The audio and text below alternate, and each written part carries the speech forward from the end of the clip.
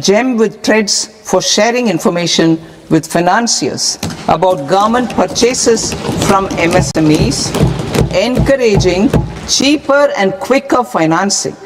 4. Introduce threads receivables as asset-backed securities, helping develop a secondary market, enhancing liquidity and settlement of transactions.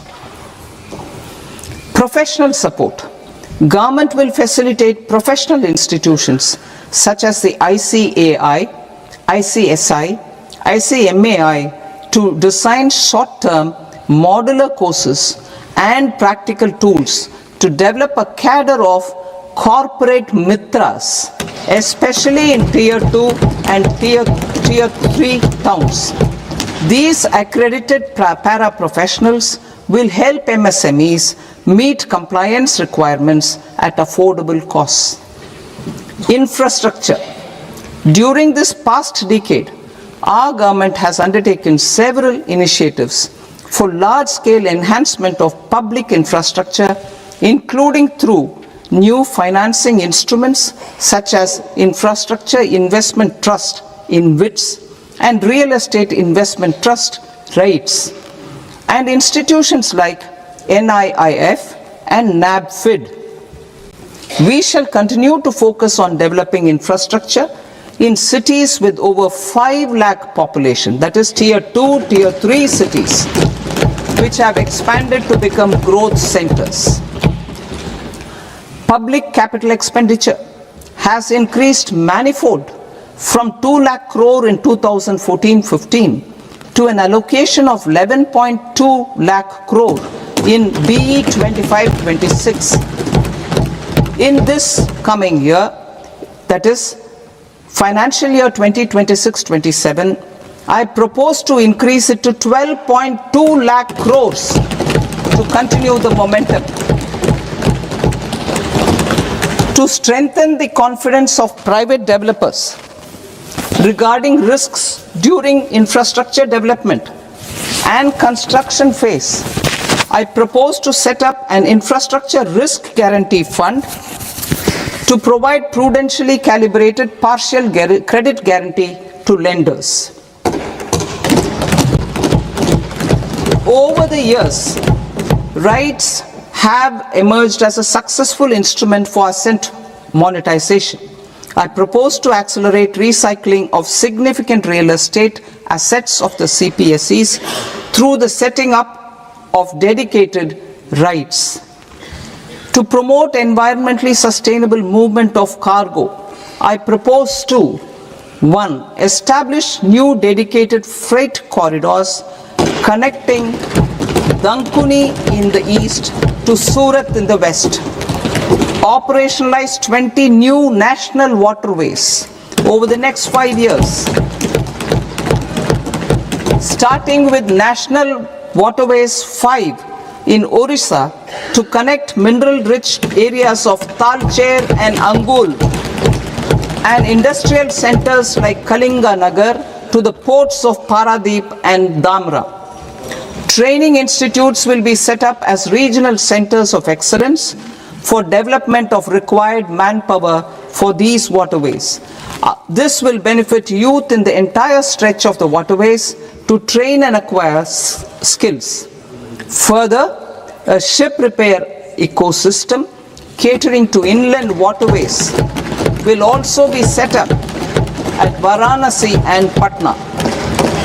And C. Launch a coastal cargo promotion scheme for incentivizing a modal shift from rail to road to increase the share of inland waterways and coastal shipping from 6% to 12% by 2047. To enhance last mile and remote connectivity and promote tourism, I propose to give incentives to indigenize manufacturing of seaplanes. A seaplane VGF scheme will be also introduced to provide support for operations. Carbon capture, utilization and storage. Aligning with the roadmap launched in December 2025, the carbon capture, utilization and storage technologies at scale will achieve higher readiness and in end-use application across 5 industrial sectors, including power, steel, cement, refineries, and chemicals. An outlay of 20,000 crore is proposed over the next 5 years for this purpose. City economic regions. Cities are India's engines of growth, innovation, and opportunities. We shall now focus on Tier 2, Tier 3 cities, and even temple towns, which need modern infrastructure and basic amenities. This budget aims to further amplify the potential of cities to deliver the economic power of agglomerations by mapping city economic regions based on their specific growth drivers. An allocation of 5,000 crore per CER over 5 years is proposed for implementing their plans through a challenge mode with a reform cum result-based financing mechanism. In order to promote environmentally sustainable passenger systems, we will develop 7 high-speed rail corridors between cities as growth connectors, namely Mumbai to Pune, Pune to Hyderabad, Hyderabad to Bengaluru, Hyderabad to Chennai, Chennai to Bengaluru, Delhi to Varanasi, Varanasi to Siliguri.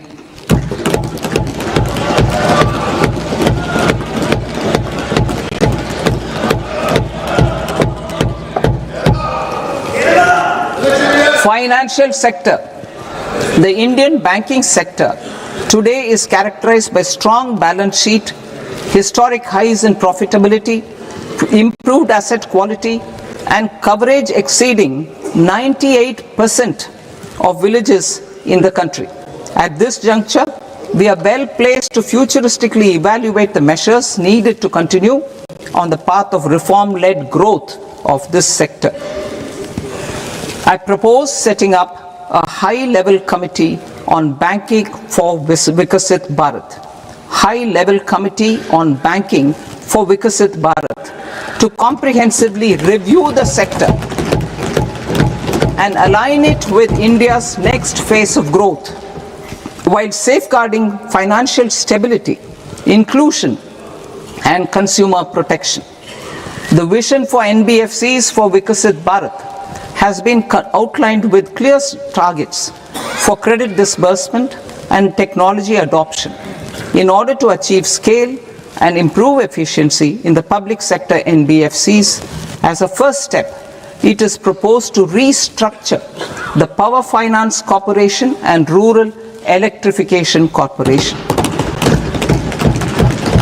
I propose a comprehensive review of the foreign exchange management non-debt instruments rules to create a more contemporary, user-friendly framework for foreign investments consistent with India's evolving economic priorities. Corporate bond market. I propose to introduce a market-making framework with suitable access to funds and derivatives on corporate bond indices. I also propose to introduce total return swaps on corporate bonds. Municipal bonds. To encourage the issuance of municipal bonds of higher value by larger cities, I propose an incentive of 100 crore rupees for a single bond issuance. 100 crore rupees for a single bond issuance of more than 1,000 crore. The current scheme under Amrit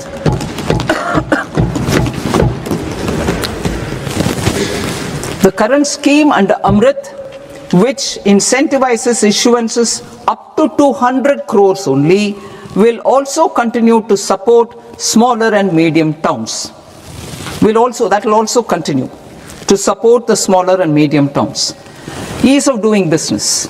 Individual persons resident outside India, PROI, will be permitted to invest in equity instruments of listed Indian companies through the Portfolio Investment Scheme. It is also proposed to increase the investment limit for an individual PROI under the scheme from 5% to 10% with an overall investment limit for all individual PROIs to 24% from the current 10%. Emerging technologies including AI. 21st century is technology driven.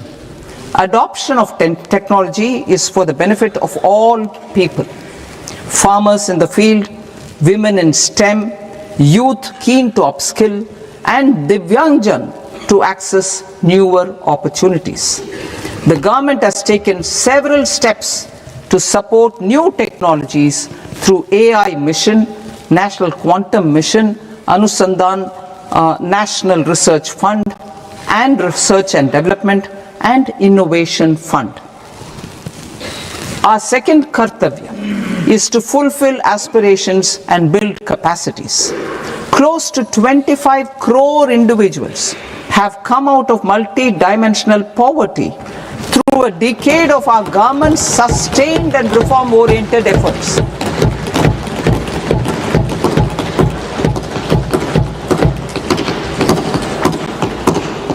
Our government has therefore decided to place a renewed emphasis on the service sector to provide a pathway to fulfilling aspirations of a youthful India with the following measures. I propose to set up a high-powered Education to Employment and Enterprises Standing Committee to recommend measures that focus on services sector as a core driver of Viksit Bharat. This will make us a global leader in services with a 10% global share by 2047. The committee will prioritize areas to optimize the potential for growth, employment, and exports. They will also assess the impact of emerging technologies, including AI, on jobs and skill requirements and propose measures thereof. To create a range of skilled career pathways, a new range of skilled career pathways for our youth, I propose interventions in the following sectors. Health. Existing institutions for allied health professionals will be upgraded and new AHP institutions established in private and government sectors. This will cover 10 selected disciplines, including optometry, radiology, anesthesia, OT technology, applied psychology and behavioral health, and add 1 lakh AHPs over the next 5 years. A strong care system covering geriatric and allied care services will be built. A variety of NSQF aligned programs will be developed to train multi-skilled caregivers, combining core care and allied skills such as wellness, yoga, and operation of medical assistive devices.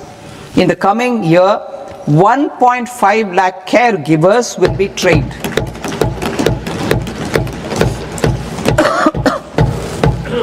Hubs for medical value tourism. To promote India as a hub for medical tourism services, I propose to launch a scheme to support states in establishing 5 regional medical hubs in partnership with the private sector. These hubs will serve as integrated healthcare complexes that combine medical, educational, and research facilities. They will have Ayush centers, medical value tourism facilitation centers, and infrastructure for diagnostics, post-care, and rehabilitation. These hubs will provide diverse opportunities, job opportunities for health professionals, including doctors and AHPs. Ancient Indian yoga, already respected in several parts of the world, was given a mass global recognition when Honorable Prime Minister took it to the UN. Post-COVID, Ayurveda gained a similar global acceptance and recognition. Exporting quality Ayurveda products helps farmers who grow the herbs and youth who process the products. To meet growing global demand, a few more steps are being taken. I propose to 1. Set up 3 new All India Institutes of Ayurveda. 2. Upgrade Ayush pharmacies and drug testing labs for higher standards of certification ecosystem and make available more skilled personnel. 3. Upgrade the WHO Global Traditional Medicine Center in Jamnagar to bolster evidence-based research, training and awareness for traditional medicine. Animal husbandry. Livestock contributes to close to 16% of farm income, including of poor and marginal households. To scale up availability of veterinary professionals by more than 20,000, I propose to roll out a loan-linked capital subsidy support scheme for establishment of veterinary and para-veterinary colleges, veterinary hospitals, diagnostic laboratories, and breeding facilities in private sector. Collaboration between Indian and foreign institutions will also be facilitated. Orange economy.